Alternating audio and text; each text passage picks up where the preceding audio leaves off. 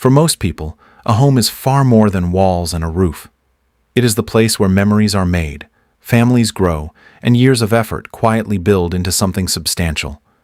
Over time, that home often becomes the largest financial asset a person owns. As the years pass and retirement approaches, the decisions surrounding that asset become increasingly important. Taxes, in particular, can shape how much of that hard-earned value you actually keep. Understanding the tax rules connected to homeownership is not about finding shortcuts or loopholes. It is about knowing the framework so you can make informed, responsible choices. The goal of this discussion is simple: to explain key federal tax principles in a clear and balanced way without hype or guarantees, so you can better understand how different decisions may affect your financial picture. One of the most important concepts for homeowners considering a sale is the home sale exclusion under Section 121 of the Internal Revenue Code. This rule allows eligible homeowners to exclude a significant portion of profit from the sale of a primary residence from federal income tax. For a single filer, the exclusion can be up to $250,000 of gain. For married couples filing jointly, the exclusion can be up to $500,000, provided certain conditions are met. It is important to understand that this is an exclusion, not a deduction. A deduction reduces taxable income. An exclusion removes eligible gain from taxation altogether. If a homeowner qualifies and their profit falls within those limits, that portion is generally not included in taxable income. To qualify, two primary tests typically apply during the 5-year period ending on the date of sale. The first is the ownership test. The homeowner must have owned the property for at least 2 years during that 5-year window. The second is the use test. The homeowner must have used the property as their main residence for at least 2 years during the same 5-year period. For married couples filing jointly, at least one spouse must meet the ownership requirement, and both spouses must generally meet the use requirement to qualify for the full $500,000 exclusion. There are also timing considerations. In most cases, the exclusion cannot be claimed more than once within a 2-year period. Life does not always follow a perfect timeline, and the tax rules recognize that. In certain circumstances, partial exclusions may be available. For example, if a homeowner sells before meeting the full 2-year ownership and use tests due to specific qualifying reasons such as health issues, employment changes, or certain unforeseen circumstances, a prorated portion of the exclusion may apply. The exact amount depends on how long the ownership and use requirements were met. There are also special considerations for surviving spouses. If one spouse passes away, the surviving spouse may still qualify for the full $500,000 exclusion if the home is sold within a certain time frame and other requirements are satisfied. These rules are nuanced and can change over time, so reviewing current guidance or speaking with a qualified tax professional is advisable before making a decision. For homeowners who have owned their property for decades and experienced significant appreciation, the home sale exclusion can represent a meaningful tax benefit. However, it is still important to calculate gain accurately. Gain is generally determined by subtracting the home's adjusted basis from the sale price. The adjusted basis includes the original purchase price plus the cost of certain capital improvements, minus depreciation claimed if applicable. Keeping records of improvements over the years can be helpful when determining basis. While selling may be one option, many people prefer to remain in their homes as they age. Aging in place often brings its own financial considerations, especially when modifications are needed for safety and accessibility. Federal tax law may allow certain medically necessary home improvements to be treated as medical expenses, subject to specific limitations. Medical expenses are generally deductible only if a taxpayer itemizes deductions rather than taking the standard deduction. Additionally, only the portion of qualified medical expenses that exceeds a set percentage of adjusted gross income may be deductible.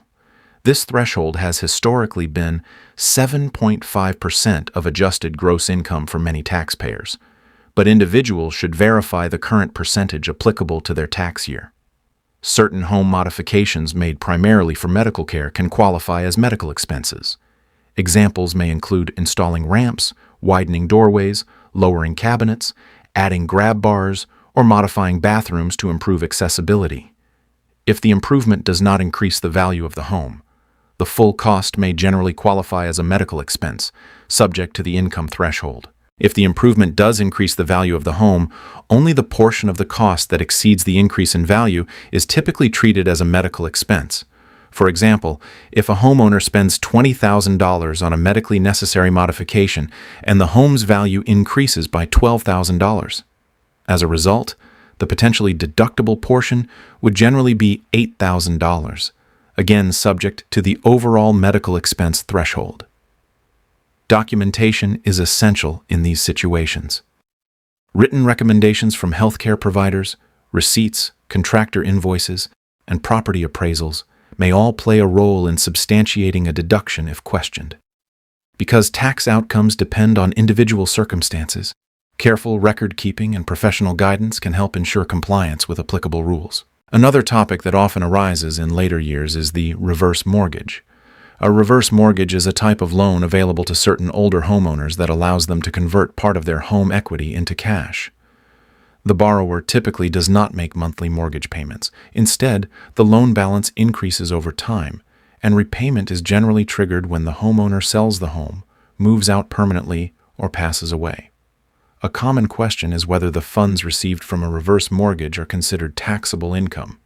Under current federal tax principles, proceeds from a reverse mortgage are generally treated as loan advances, not income. Because they are borrowed funds, they are typically not included in taxable income. However, understanding the broader financial impact is still important. While the proceeds are not usually taxed as income, interest accrues over time. Unlike a traditional mortgage where interest is paid monthly, reverse mortgage interest generally accumulates and is paid when the loan is repaid.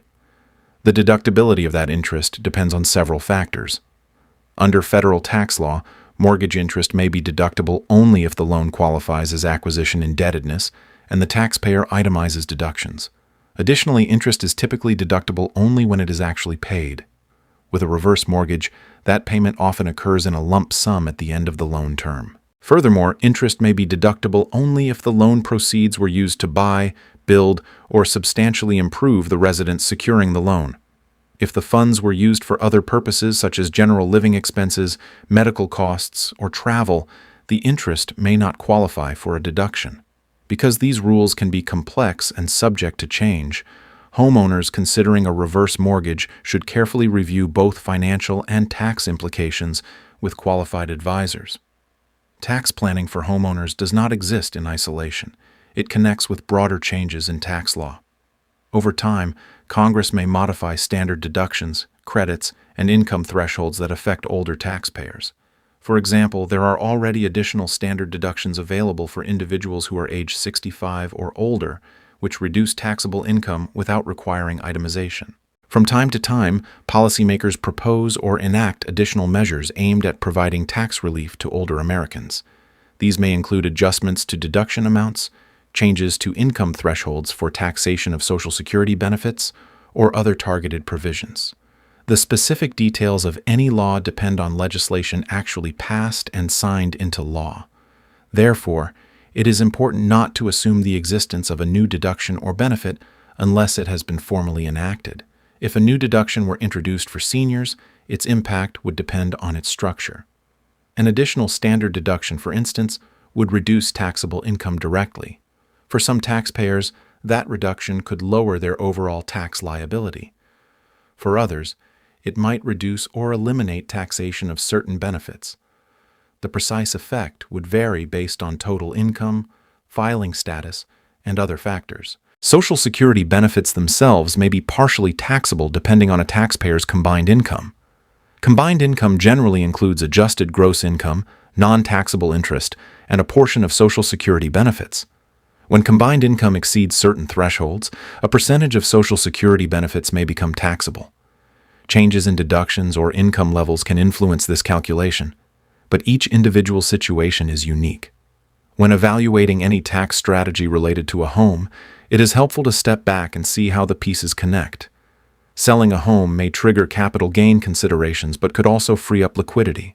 Remaining in a home may preserve stability but require planning for maintenance and healthcare needs. Borrowing against home equity may provide cash flow but increase long-term obligations. No single option is universally correct. The right approach depends on personal goals, health considerations, family circumstances, market conditions, and tax implications. Understanding the rules allows you to weigh trade-offs thoughtfully rather than reactively. It is also important to consider state and local tax laws, which may differ from federal rules. Some states follow federal treatment of capital gains and exclusions closely. Others apply different standards. Property taxes, homestead exemptions, and senior relief programs can also vary widely by jurisdiction. Reviewing local regulations can provide a more complete financial picture. Record-keeping remains one of the most practical steps any homeowner can take. Maintaining documentation of purchase price, settlement statements, improvement costs, refinancing records, and depreciation, if applicable, can simplify calculations when a sale occurs. Without records, reconstructing basis years later can be challenging. Financial planning around a primary residence should also take into account estate considerations. When a homeowner passes away, heirs may receive a step-up in basis to the property's fair market value at the date of death under current federal law. This can significantly affect capital gains if the property is later sold. Estate tax rules, however, operate separately and may apply only above certain thresholds. Because tax law evolves, staying informed is essential. What applies in one year may be modified in another. Relying on outdated assumptions can lead to unintended outcomes. Periodic reviews with a certified public accountant, enrolled agent, or qualified financial advisor can help align plans with current regulations. It is equally important to approach tax planning with realistic expectations. Tax rules are designed to provide structure and fairness, not guaranteed outcomes. Market values fluctuate. Legislative changes occur. Personal circumstances shift. Flexibility and preparation often matter more than any single strategy. In summary, homeowners have several key federal tax principles to understand. The home sale exclusion under Section 121 may allow qualified individuals to exclude substantial capital gain when selling a primary residence. Certain medically necessary home improvements may qualify as deductible medical expenses if itemized and if they exceed applicable income thresholds. Reverse mortgage proceeds are generally treated as loan advances rather than taxable income, though interest deductibility depends on usage and payment. Additional deductions for seniors may exist under current law, and future legislative changes could alter available benefits. These tools are not shortcuts, and they are not automatic. They require eligibility, documentation, and careful application. Used appropriately, they can help protect a significant asset and support financial stability in later years. The most important step is not memorizing numbers. It is understanding how decisions about your home fit into your broader financial plan. Selling, staying, modifying, borrowing, or passing property to heirs each carries implications. By approaching these choices with knowledge and professional guidance, you place yourself in a stronger position to navigate retirement with clarity. Every homeowner's situation is different.